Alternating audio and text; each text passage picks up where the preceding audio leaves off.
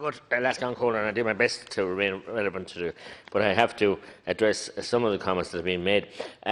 Yes, certainly we have to have, like a planning commission, and I'm sure you deal with many yourself, Lascan Cola, where people do make a huge investment to home themselves, not demanding a house off the state, and they go through the planning process and the board penal process and EIS and different, floodplain issues, and deal with all that planning process.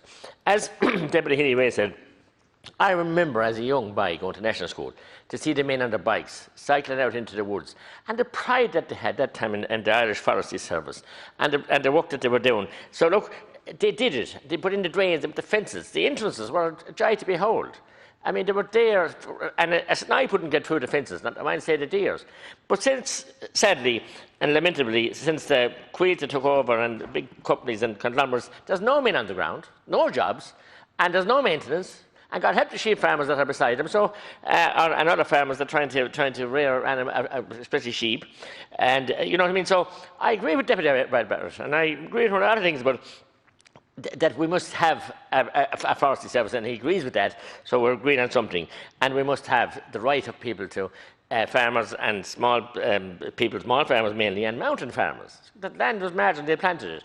And they planted it once, and they planted it twice, and it goes faster each time. So all these places now that have been held up, they're ready to plant again. And there's men out there, contractors, that do the planting again, and they do the mounding first. So it's not left like the Wild West. Now, I've often objected to Quilt and the different forests, the way they've cut at the roadside. They didn't leave the natural kind of a blinder or a screening the roadside. And they look desperate when it's all harvested, but we need to tidy it up. But there was no problem with the first licence or the second licence back over the 60, 70 years. But now, all of a sudden, the loopholes are there, and the Minister is trying to get around that. The Minister Creed just ignored it for the years. So, but Deputy Barrett had nowhere the name of the gentleman he mentioned, but I think it was Mary or Biddy O'Connor who said it was the Bancala.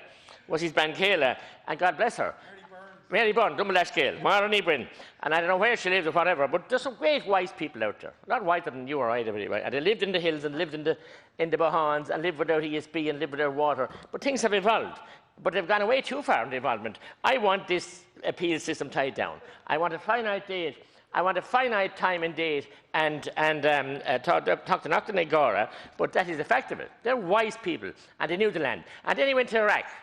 And I thought, there's no oil under any of the forestries in the Knockmill Downs or in the Galties or the Cumbers, in Tipperary anyway, so there is oil under the ground in Iraq, but with plenty of water and plenty of moisture, and mountain sheep and the foxes and the deers, but there's no oil there. So you went around the house with great latitude, and I'm not criticising you can't call it, but Alaskan call it, but we need to be sensible here. And we need, and you're right, I heard your speech earlier, your comments.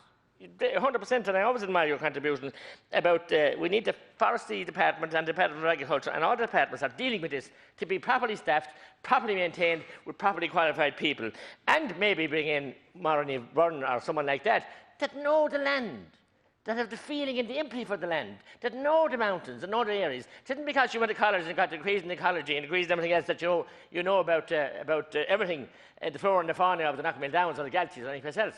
You can't beat learned experience of trying to live with that land and trying to beat the beast of the mountain in the snow and in the floods and everything else. So Quilta or the forestry is very important. And tomorrow is planted 3 day. And the young people in the schools do it every year for the last number of years. It's wonderful. It's all been educated now, but the big companies have just literally haven't looked after the forests. But then you mentioned 800 one day and 600 another. That's bad management too. But they have these mapped out. And they haven't designed, and I'll say it again, they have the roads well drained and the water came off the country roads, in fairness. So look, I want to go into delay any further, but Deputy Barrett, it's a long way from Iraq to the Knockmill Downs. It's a long way from Iraq to the Galties. And I don't know where Carwell, Marnie, Vren, and will she Imaher, will she Force, will she Bioforce, need this to come, but we need common sense. Go, Marcus.